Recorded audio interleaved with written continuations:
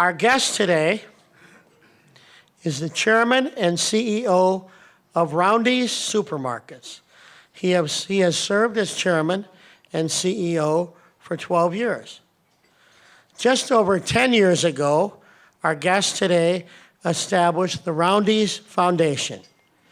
This foundation has given more than $8 million to organizations addressing hunger relief, families in crisis due to domestic abuse, and the advancement of literacy. He earned his bachelor's degree from UIC and his MBA from the University of Chicago. Ladies and gentlemen, Bob Mariano. Bob? There we go.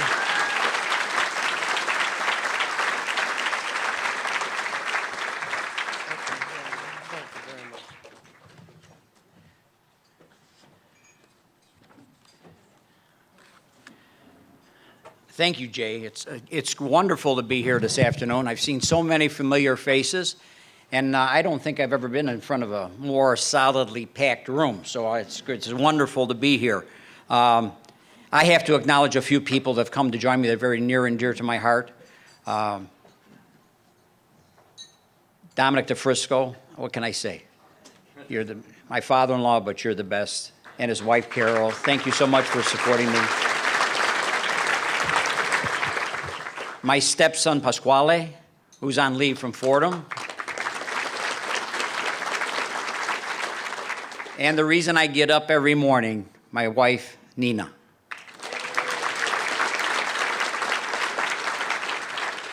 Jay, I want to thank you for that warm introduction, and thank you to all the City Club for inviting me to speak here today.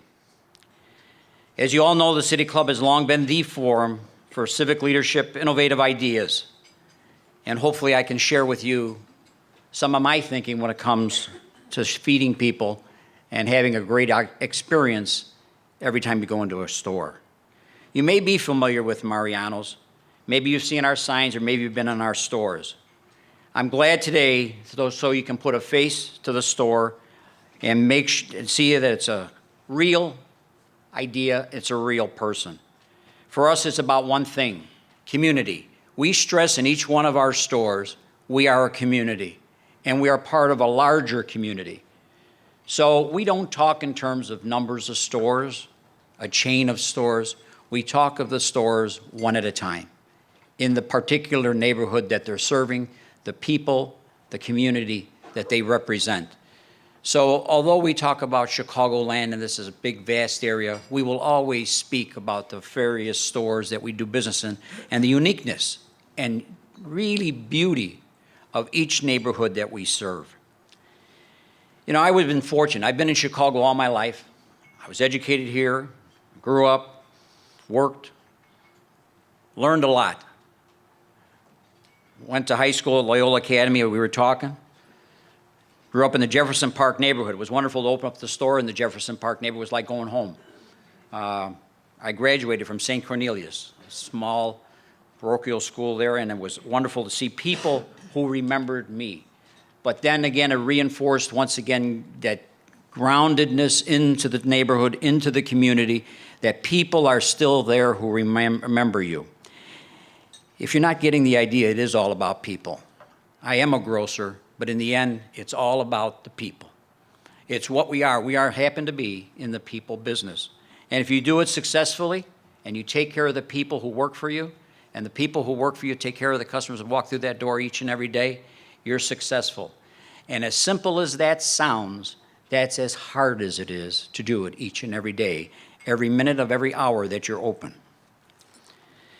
I got good learnings. I was blessed to start as a part-timer at Dominic's Finer Foods. Part-timer. Today, sometimes we talk about part-time employees, it's like that's something bad. From my own personal experience, I can't reflect on that. I started as a part-time clerk, and I worked my way up to president and CEO of the company.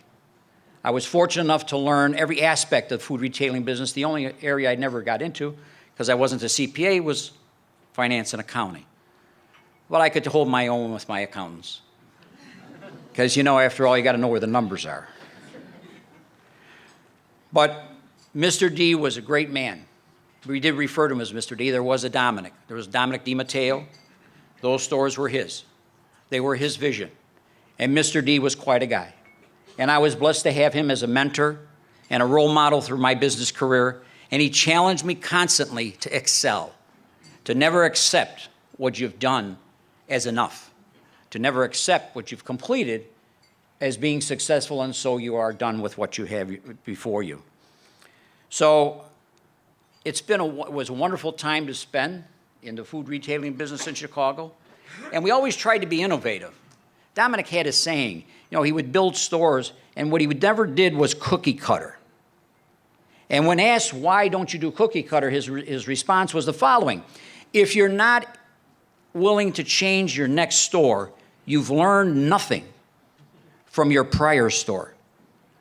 So his philosophy was one of constantly, before the continuous improvement notion came popular and was written about in books in business schools, Mr. D practiced it on an everyday basis. He always challenged himself and his people to always go above and beyond to serve the customer more effectively and more completely, to know more about your customer so that you can serve them better. Well, I stayed at Dominic's till '98, and I left when the company was sold to Safeway, and I moved from there, and I joined a company, and it was called Roundy's. And this company's got a lot of history. It's 140 years old. It's one of the oldest companies around, and they started off as coffee makers. They would roast coffee beans, and that's how that business started, and it developed into a wholesale business. Well, we joined that company in 2002, and it's great history and a great reputation in the Wisconsin marketplace. And I thought, what a wonderful place to begin our opportunity to grow into Chicago, where we knew there was significant opportunity. We've had to work with a lot of people. People will tell how did you open up all these stores? And to say that it didn't happen without the great deal of help from the public sector would be not giving justice to those that have worked so hard. And I'm talking about people that are not only commissioners and mayors and business and town managers, but I'm talking about staff. I'm talking about people that review plans, go through them, professionals who give their comments, law departments. You can't imagine the number of people we touch when we do a store. And you have to have respect for the people and the job that they do, and they do it quite well. I'm really grateful for the positive reception Mariano's has gotten so far, and we continue to listen to them, to our customers, and how to do it better.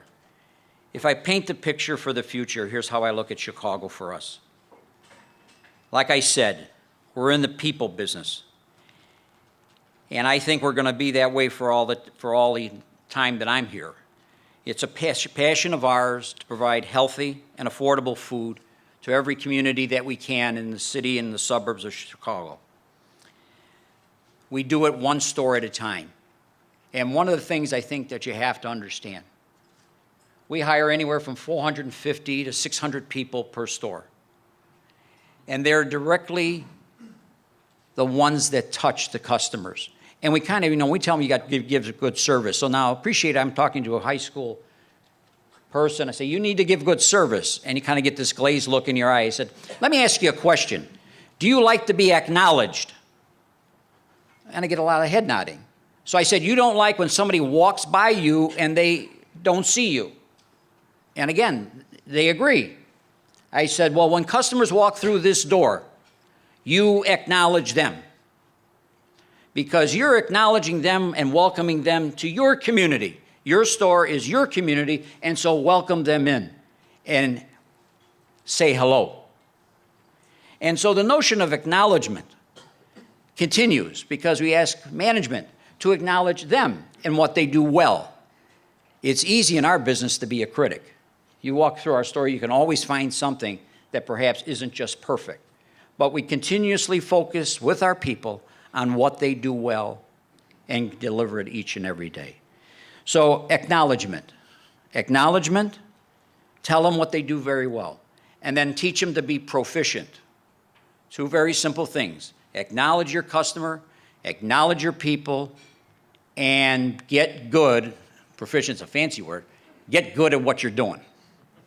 I kind of tell them, if you're a cashier and you're nice to the customers, but there's 5 people in line, they're going to get aggravated. They don't want to wait.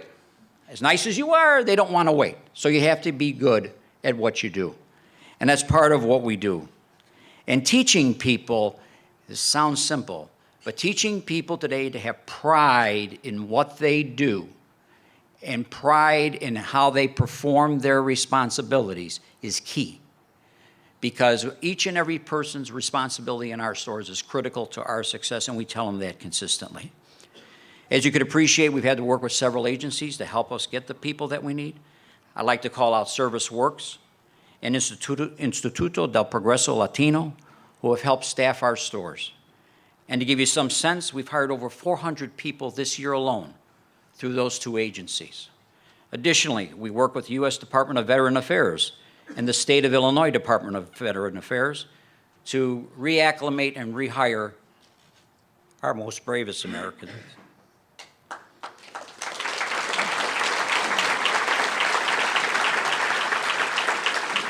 And our partnership with Chicago Public Schools and City Colleges of Chicago continues as we try to get people, young people, from the time they're in high school through the city college system so they can see a job and a career at the end of that road. And they see a future for them to continue. We do these things, we create these jobs, not because we want a headline. And I can tell you, I probably would prefer to stay off the grid, as some people would say, but rather because I think it's our responsibility to do that. If we don't take the time, the energy, and the know-how to teach the next generation, I'm not sure what goes on after that. We've done this a great deal with the great support of Local 881. I got to tell you, they've been our partners since the beginning. All our employees are members of the United Food and Commercial Workers, and the whole team, Ron Powell and his entire team, have done a magnificent job of helping us grow. We each have our own responsibilities, but we have a strong joined vision, and that is making sure we take care of our customers and our employees. And so it works out quite well. For our shoppers, we recognize the importance of health and nutrition, education, and there's so much more here to do. As I reflect back, sometimes I think, we've come so far, but there is so much more to do in terms of educating people about the facts in terms of how to eat better. Not to judge how to eat better, but for them to make informed decisions about what they can eat. As I look forward, 25 stores open, 24. 5 more to go this year, 5 more next year. Other markets on the horizon, yes, where we haven't said. But as long as we continue to look at the customer, listen, and change with the customer, and make sure we constantly serve, we will be successful. So I believe in this city. I think this is a great market to do business in. The diversity is rich because you get to see every culture in the world. And you know what? As much as we will talk about what makes us different, the one thing that I've learned that makes us the same is we all have to be nourished. Either we have to nourish ourselves or our family. Every single culture, it's a universality. Every person, irrespective of race, gender, culture, coming into our store has only one purpose in mind. They're going to nourish themselves or their families. And from where I come from, that's a pretty darn important task and a high responsibility both for our people and for all of us to attend to. So I thank you for your attention. I look forward to a lot of fun times in Chicago and the Chicagoland suburbs. I get excited about Chicago, and I get excited about the future. And I certainly hope that other business leaders in this room share my enthusiasm and put it into action. So thank you very much, and I'd be happy to take some questions.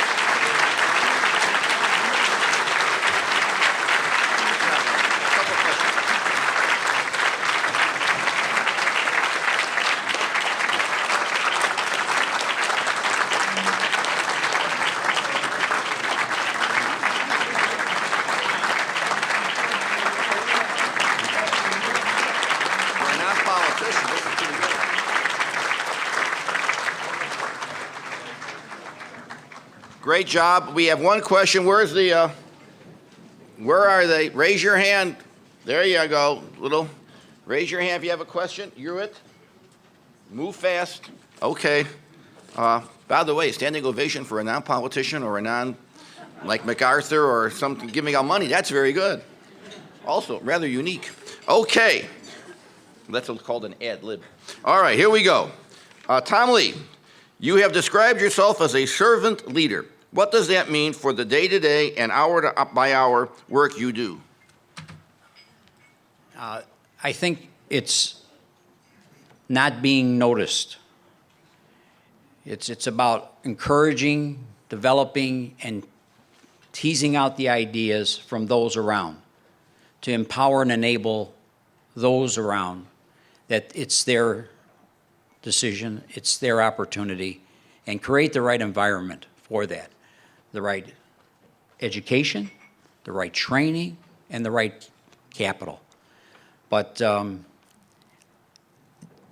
I've always looked at myself in terms of success, and the success really is derived from the people I work with each and every day and my customers.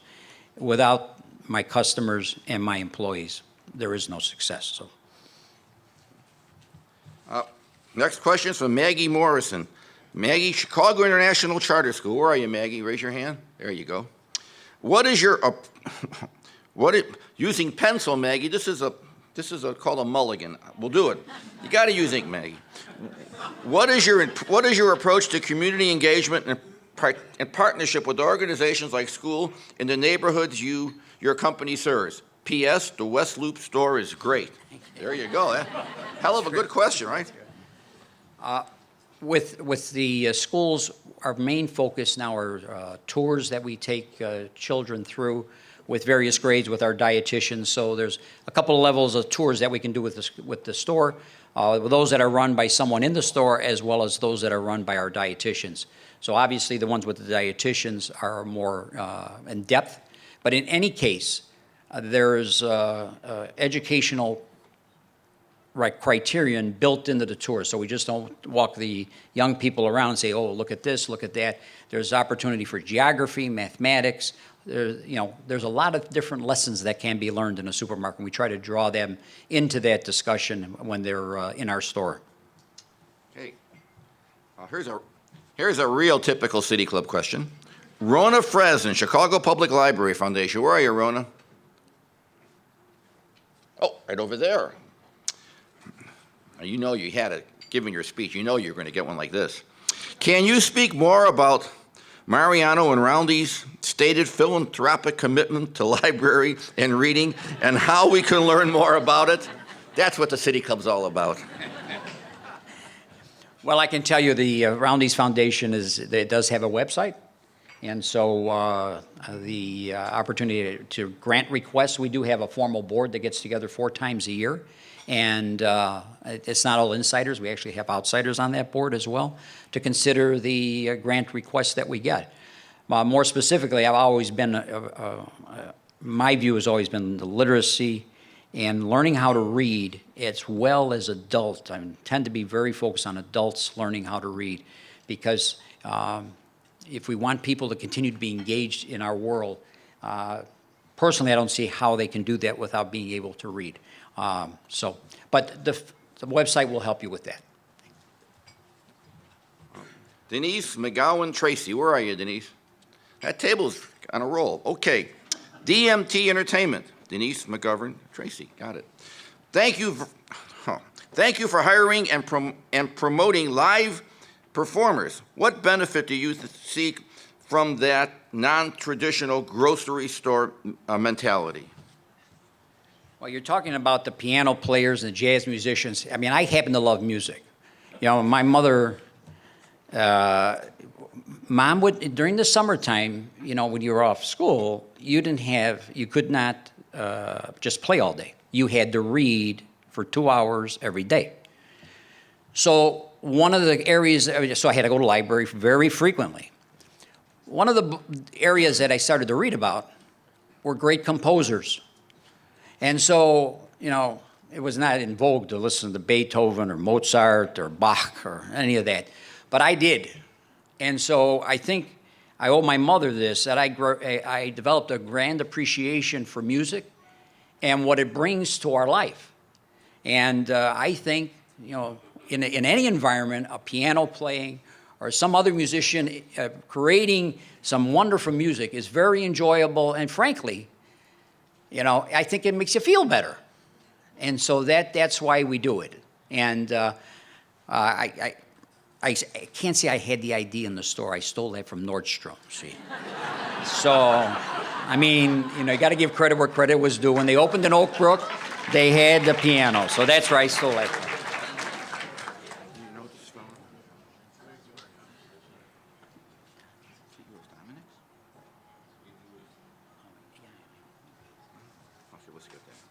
Okay, we got a little conference here. There's a lot of pressure up here. This is from Tom Donovan. How much has, oh geez, Tom, you're really going. How much has Mariano's added in dollars to the economy of Chicago and the suburbs? Round figures, dollars and jobs. Wow. You get from Tom Donovan, you're not going to get a softball. Well, let's see. I think how you can look at this is you've got, say, 29 stores at the end of the year at $12 million each. So that's over 200, 300 million. Our LTM sales in the Chicagoland area will be about $1.5 billion by end of year. So on a trailing basis, we'll be delivering about $1.5 billion of revenues in the Chicago metro area.